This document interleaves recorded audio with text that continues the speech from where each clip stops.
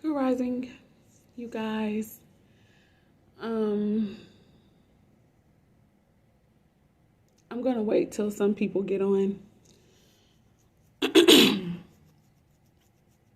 kind of like in a contemplative state right now, and a conversation, good rising to whoever came on, and a conversation that me and one of my sisters, one of my spiritual sisters had months ago now, came back up again.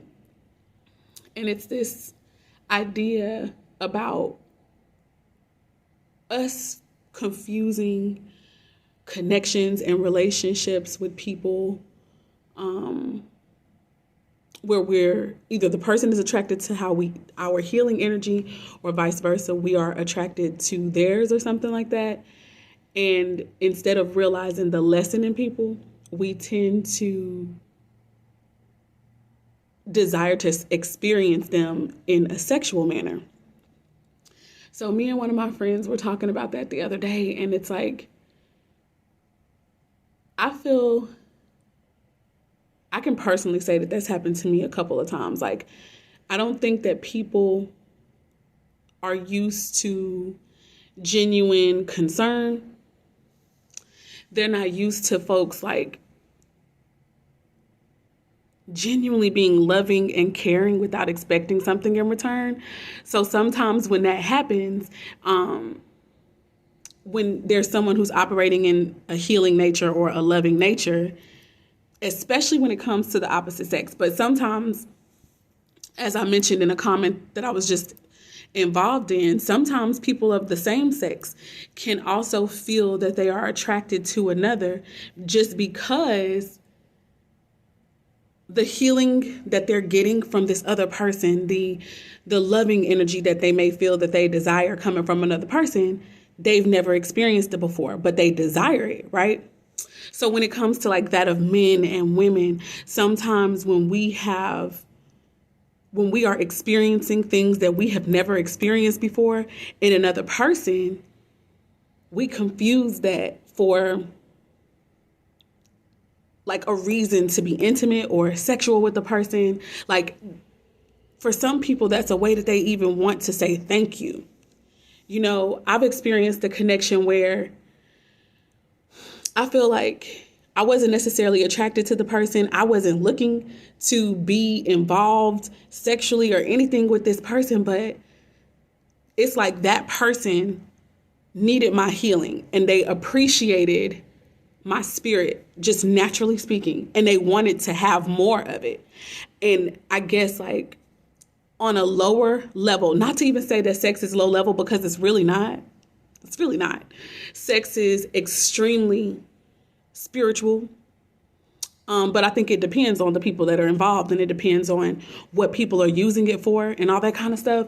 But in this instance, I do feel like it was just kind of like a second nature, low level thing, where this person, because they were appreciative of the loving energy that I was naturally exuding and in, they wanted to have me sexually for themselves. And I know that I'm not the only person out here like this. And I was wondering, and I feel like this may happen for healers a lot. People who are very sensitive to others' feelings. Do you feel like you have possibly entered into relationships with people really out of confusion, maybe from on their part or even yours? You were healing them, and then they thought they needed more from you, or they wanted more from you. And so the way maybe both of you thought, or one person thought, to maintain this healing and therapeutic connection would be to either sleep together or start a relationship. Am I crazy? Do you guys understand what I'm trying to say? Does any of this make sense? Has this happened to anybody else? Hey, you guys, I hope you guys are having a good day. I really wanted to talk about this because, if I'm honest, I feel like a lot of relationships that I've been a part of, they were lessons. And it's not to say, hey, Shay, hi, Brianna, hi, you guys. It's not to say that it's terrible, but it's like Like sometimes once you're finished, you realize that that person just needed healing. You realize that that person was just attracted to your light. You know what I'm saying? They didn't necessarily want you, but they wanted what you embody. Hey, baby. Hey, Darius.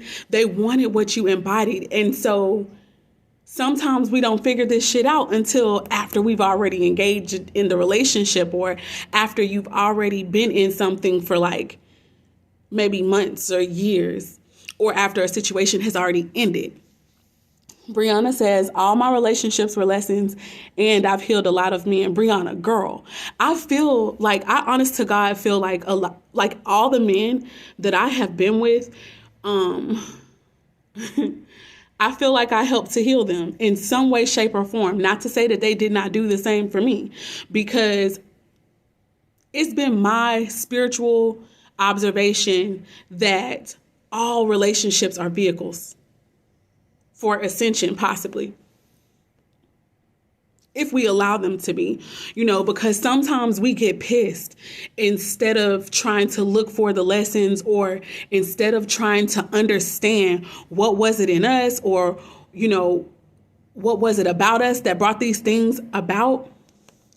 We get hurt first. We take it personally first. And we totally miss the fact that, hey, this person needed something that you had. And the only way that maybe they would listen, or that they would actually obtain the healing that they needed, could very well have been by meeting you and engaging in a relation or relationship with you. So sometimes this shit sucks. Sometimes it sucks. It really does, especially if you're a person who's like really loving and really nurturing and really giving. Okay, let me see. There's some more comments out here. Okay. Brianna says some of them healed me. And Shay says that part. And then also she says that Brianna says this last one allowed me to break a cycle. We ended it, but it had to in order for me to break that cycle. That's dope. Hey, Peculiar Ram. Hey, Boo Thang. Hey, Terica. And you know what, Brianna, that's a beautiful and excellent point that you make when you say that that particular relationship had to end in order for you to break a cycle. Like, I know sometimes a lot of us look at relationships, even marriages, which is still a form of a relationship, right? We look at these things sometimes as if they're not going to end, or as if they're supposed to be like forever. And the truth of the matter is, it could be forever. And forever doesn't have to last for a long ass time. Forever could literally be a month, 4 months. And I know that sounds really strange, but I guess maybe I'm speaking hypothetically. Forever does not have to be an eternity. Or an eternity could be a day, 4 months. You know what I'm saying? And just because we engage in these relationships that are healing for us, that are therapeutic for us, it doesn't mean that they're all supposed to last. Sometimes the breakthrough is in them ending, but with us being different. You know what I'm saying? With us growing and learning more about who we are, and also assisting that person with their own growth. You may not know it right away. You may not get the pleasure of seeing that right away, but that's not our business, really and truly. Oh, y'all.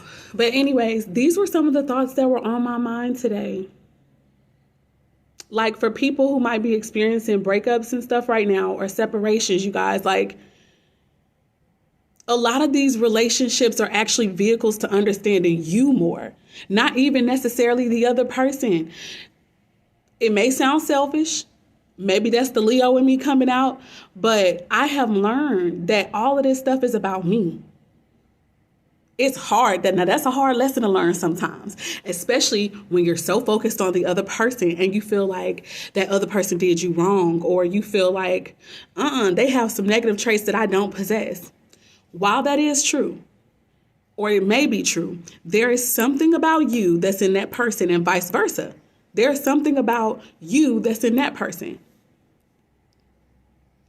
I was commenting on another sister's post a few minutes ago, and I was saying that a lot of times when we keep attracting certain people and certain energies to us, It could be for a number of different reasons, but a lot of times when we keep attracting someone, it's because both of us have something to learn from each other.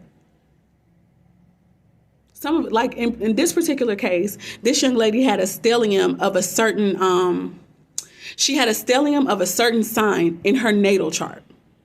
And this is the reason why I say it's so important to learn that shit about your natal chart and look into that shit, because it will tell you. You may not understand all of it right away, but research yourself. You are the treasure. And the spirit talks about wisdom and researching and looking for wisdom as for hidden treasure. That's within you. That's within each and every one of us. But low-key, to get back on point, the lady was saying that she keeps attracting a certain zodiac sign. When she looked into her chart, she had a stellium of that zodiac sign. The placements in our charts matter where the signs are, right? So let's just say, and I'm just throwing this out here so randomly, I'm no expert, but I do like to research these things. It's like fascinating to me. So let's say you have a stellium of like Taurus or somebody in your second, and it doesn't just have to be your second house, but you have something in your second house. Okay. But your sun sign is something totally different. And maybe you feel like you can't stand the sign of Taurus. Even though you keep attracting Tauruses into your life, there is a reason for that. Now with Taurus being in, let's just say since we're talking about the second house, that house tends to deal with what you value. It tends to deal with how you make your money. Okay. What type of material possessions you prefer to have around you. So instead of being like, oh, I just can't stand Tauruses, or I don't know why these people why I keep attracting this particular sign, you need to learn as much as you can about that particular sign in an effort to know yourself better, in an effort to maybe further your life. It's just like small stuff like that. Some of y'all who don't have the same signs of people who you keep attracting, they're in really important placements in your chart. And that's why you have to learn about these people. And that's why you have to learn their traits, the negative ones and the positives, because you need to take from it. Again, it just kind of goes back to the notion that a lot of these connections are for our own personal development and growth. I don't know why I felt led to talk about this now, but if you are going through things like a breakup or a separation or a divorce for that matter,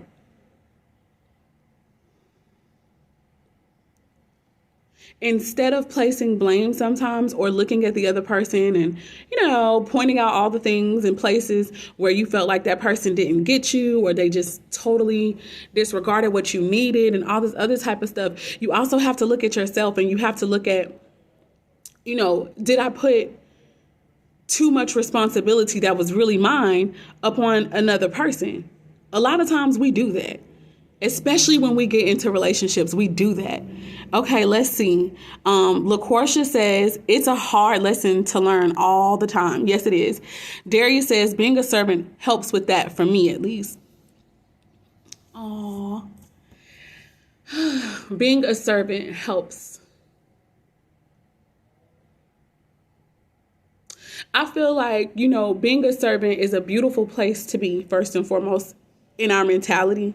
But I also think, Darius, I will say in a minute, to me, you also have to serve yourself. Like, in order to be a good servant, you also have to serve yourself. And I think a lot of times when we get in relationships, we don't always do that. If you are a person who has a servant's heart, we tend to try to serve the other person first. And you leave yourself lacking sometimes. And that's a bad place to be.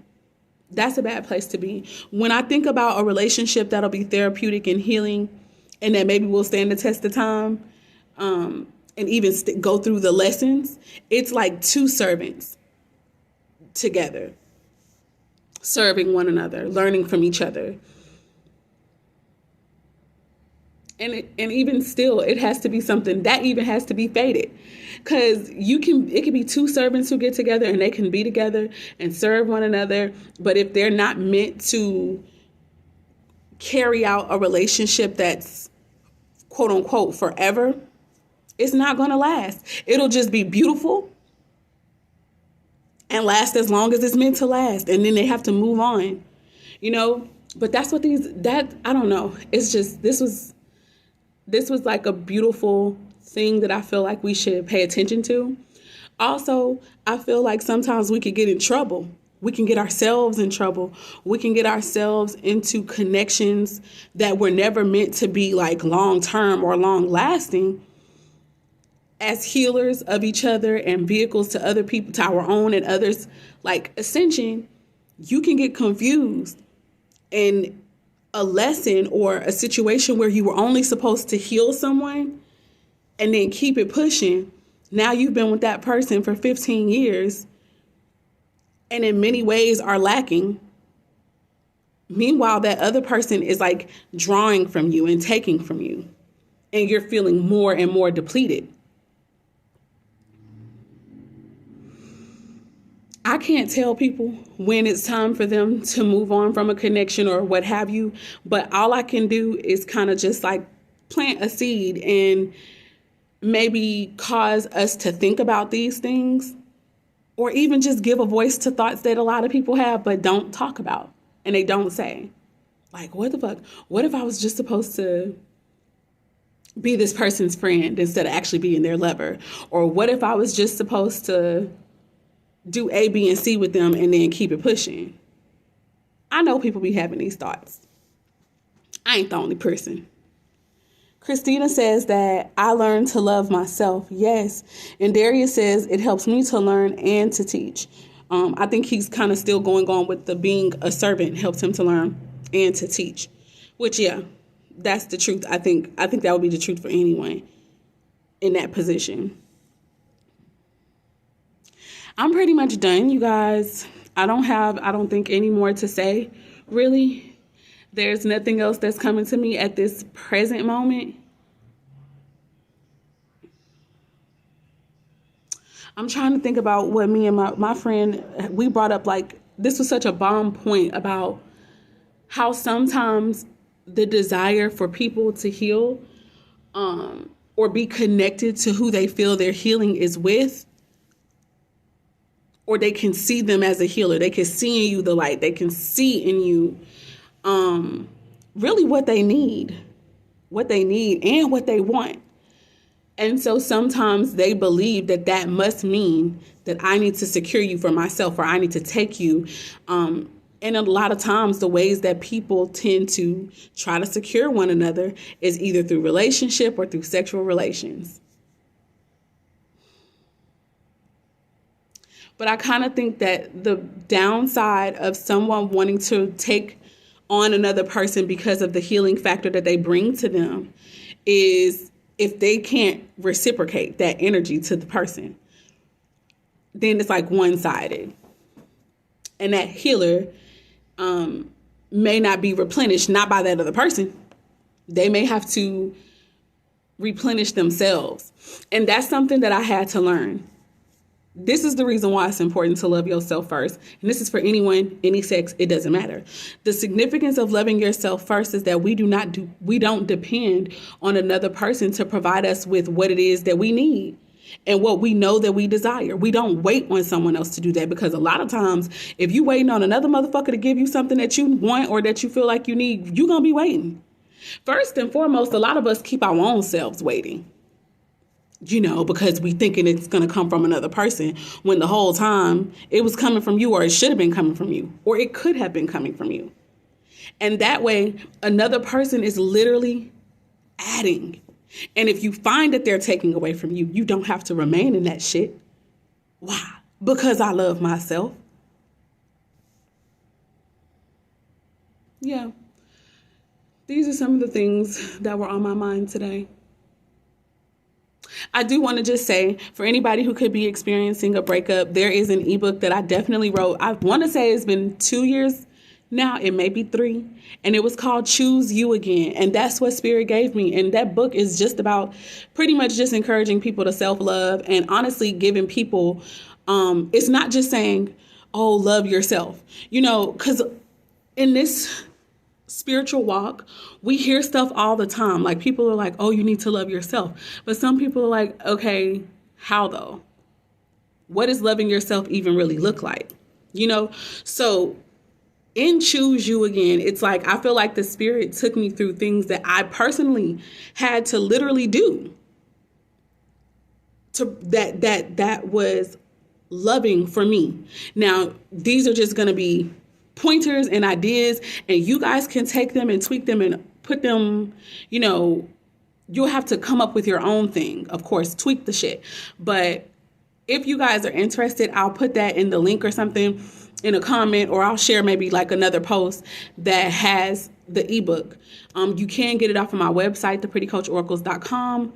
And even if you haven't gone through a breakup or what have you, if you just are on your self-love journey and you want to know where to start, or you want to have just some ideas just to, you know, sometimes you need people to like bounce shit off of, and then, or just to be inspired by. So if that's something that you're interested in, I'll go ahead and I'll share that. You can inbox me, or I'll just put it in the comments if I can after this live. But that's all I pretty much had to say.